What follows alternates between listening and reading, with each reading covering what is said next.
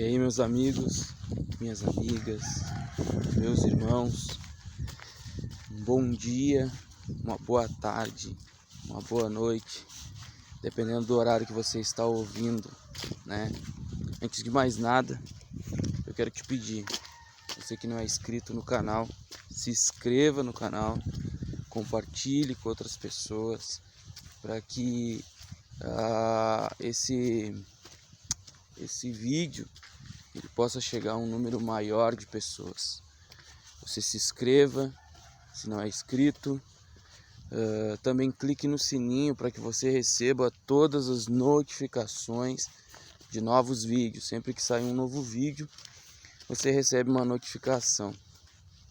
E também comente sobre o assunto aqui embaixo, nos comentários, a sua opinião, a interação daquilo que você ouviu, né?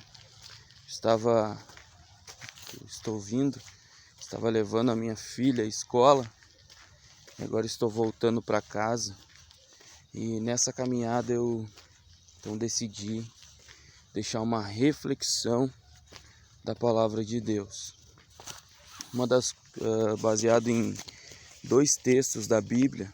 Um é Mateus 7, 24 e diante, e outro é em Lucas, capítulo de número 6, e me esqueci agora o versículo, mas eu vou, mesmo assim, comentar com você.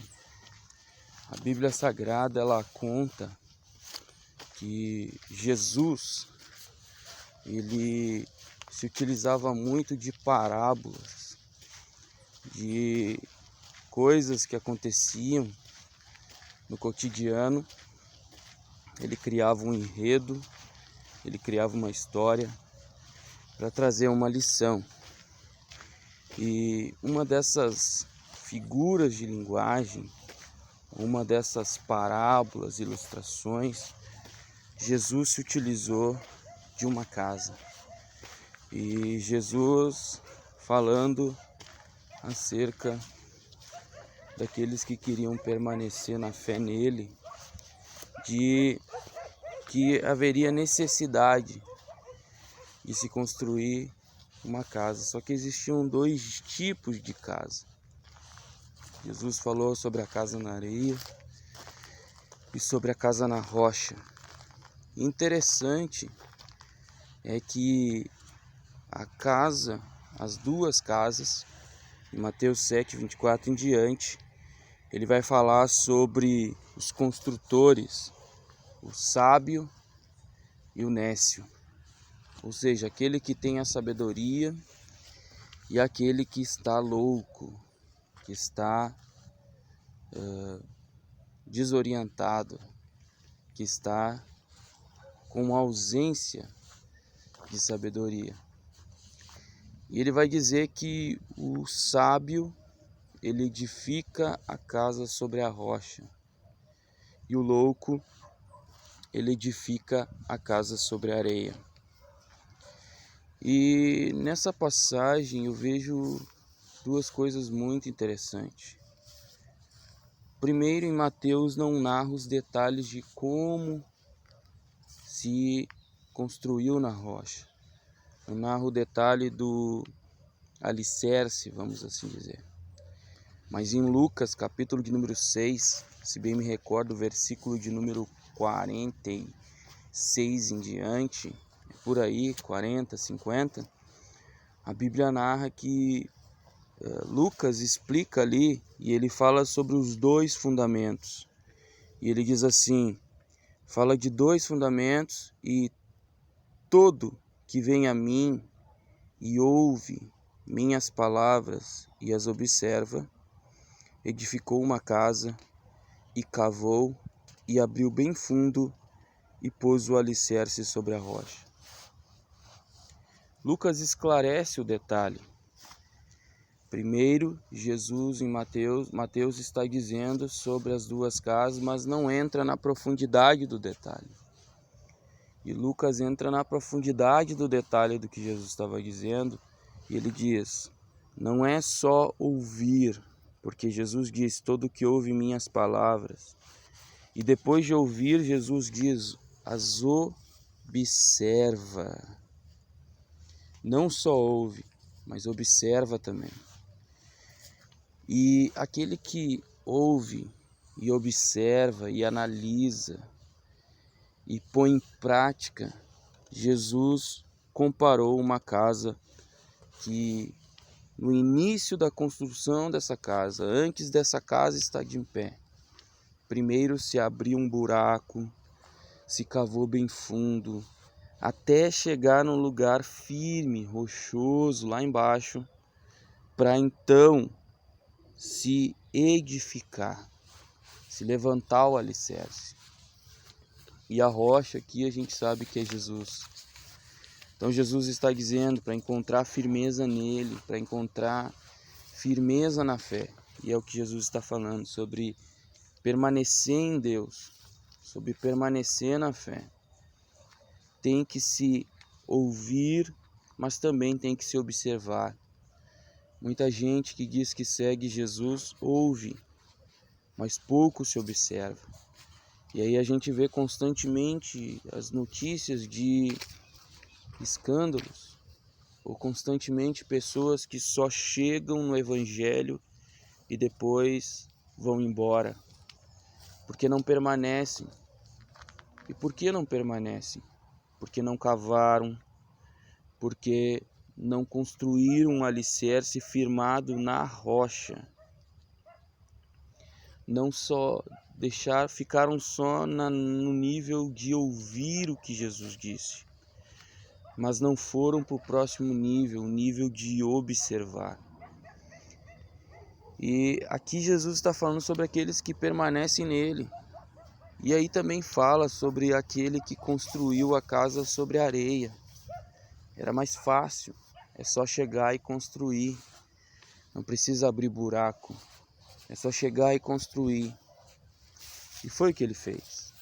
Só que aí Jesus narra que chegou um momento em que veio a tempestade, em que veio os ventos da vida, em que veio os maremotos da vida, a água, as ondas, o vento. E a casa que fez esforço, que construiu o alicerce, ela permaneceu. Mas aquela que só construiu, ela só ouviu, ela não observou. Quando veio, ela caiu. E a sua queda gerou-lhe um produto ou um resultado desagradável, infeliz, angustiante. Então o alicerce, ele é muito importante. O alicerce é a estrutura em todas as áreas. Muita gente no meu canal, você estiver acompanhando alguns vídeos. Recentemente eu coloquei 2 vídeos do meu pastor, o pastor Humberto Chimique Vieira. E ele fala sobre casamento. E nessa fala dele sobre casamento, ele está falando sobre a importância de formar uma família no projeto de Deus e deixar que Deus forme essa família. E quando ele fala isso, a gente vai ver que ele está falando muito sobre o que eu estou falando contigo aqui.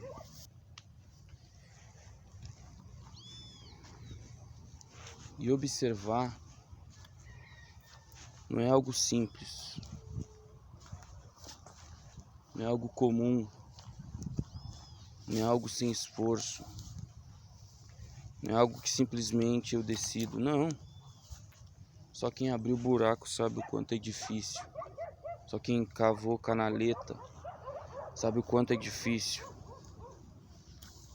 Mas também sabe que dentro daquela canaleta todo o esforço valeu a pena.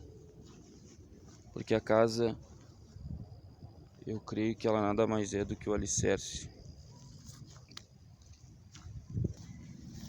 Então, se você analisar isso, você vai ver que de nada adianta ter uma mansão sem alicerce. Agora, se antes de ser uma mansão, ela foi firmada no alicerce, ela permanece. E eu, como sempre, gosto de abrir tudo aquilo que Jesus disse para todas as áreas das nossas vidas, porque eu creio que vale. Aqui Jesus está falando para a salvação, está falando para a fé, acerca da firmeza dele. Mas isso vale em todas as áreas, e como eu já disse, estava dizendo, meu pastor falando sobre casamento, um casamento que é construído sem alicerce, quando o vento sopra, quando as tempestades sopram, vai a pique, vai abaixo. Uma profissão que foi construída sem esforço algum, quando vem os ventos, as águas, os maremotos da vida, ela vai abaixo. Isso vale em todas as áreas. Aqui Jesus, nessas duas passagens bíblicas, em Lucas e em Mateus, Jesus fala sobre a casa edificada na rocha, fala sobre a fé, sobre permanecer em Jesus. Mas o alicerce ele é necessário em todas as áreas da nossa vida, na fé, para permanecer em Deus. O alicerce é necessário na área profissional, na área familiar. O alicerce é necessário nas nossas emoções, porque pessoas que não têm emoções bem alicerçadas, equilibradas, elas tendem a cair, sucumbir quando os ventos da vida sopram, quando os maremotos da vida sopram. Então eu quero deixar essa reflexão para ti. Como você está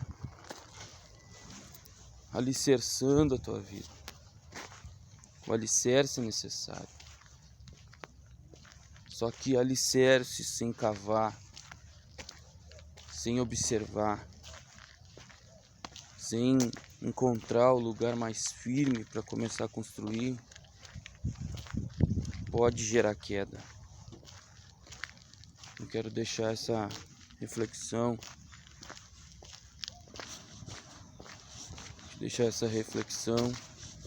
te desejar um dia abençoado por Deus e que você possa refletir sobre esta verdade, que vale para todas as áreas da vida. Então, Deus te abençoe. Você que não é inscrito, se inscreva. Além de se inscrever, clique no sininho, compartilhe com outras pessoas e fica com Deus.